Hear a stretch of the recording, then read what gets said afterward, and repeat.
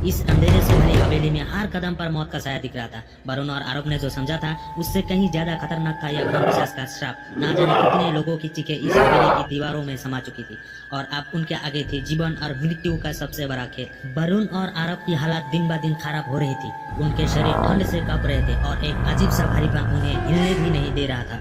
दीवारों से किसी अदृश्य शक्ति ने उन्हें जकड़ रहा था और जलती हुई काली मोमबत्तियों का धुआं धीरे धीरे उनके फेफड़ों में समाने लगा। वरुण ने बोला, आरव मुझे घुटन सी हो रही है, ये जगह हमें जीने नहीं देगी।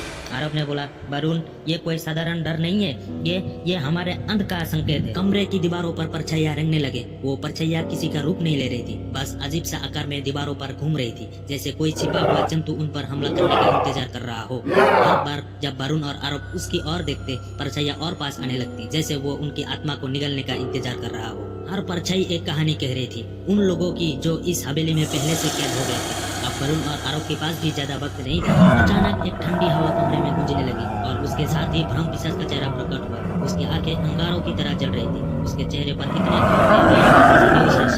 और उसके होठ थरथरा रहा था। ब्रह्मपिशाच ने हंसते हुए कह रहे थे, तुम सोचते हो कि तुम बच निकलोगे? तुम जैसे कोई लोग यहाँ आ चुके हैं और सबका अंत वही हुआ जो तुम्हारा होने वाला है। वरुण ने बोला, तो तुम कौन हो, क्या चाहते हो हमसे? ब्रह्मपिशाच बोलने लगे, मैं वो हूँ जो तुम्हारे हर डर का रूप हूँ।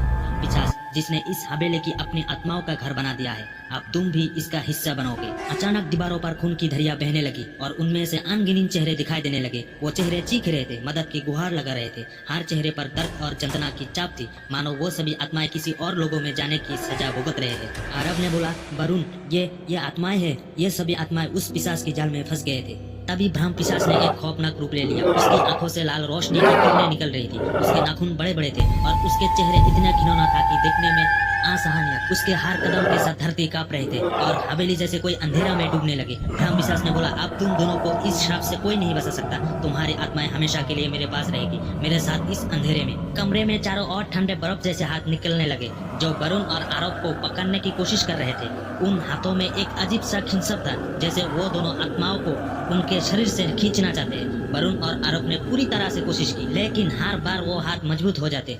आरव ने बोला, ये हाथ हमें खींच रही है, वरुण कुछ करो प्लीज। वरुण ने हिम्मत जुटाकर मंत्र करना शुरू किया, लेकिन हर बार जैसे ही वो मंत्र शुरू करता है, ब्रह्मपिशाच की कांपती हंसी से कमरे में गूंजने लगती। उनकी हंसी इतनी भयानक थी कि हर मंत्र अधूरा रह जाता। ब्रह्मपिशाच ने बोला, तुम्हारे इन मंत्रों का मुझ पर कोई असर नहीं होगा मूर्ख इंसान। मैं तुम्हें अपनी कोशिशों में डूबते हुए देखना चाहता हूँ। तभी आरव को अचानक अपनी तबीजों का याद आता है और वो कांपते हुए उसे निकालता है और वो हवा में उठाकर पूरी तरह से चीखता है, हमें छोड़ दो।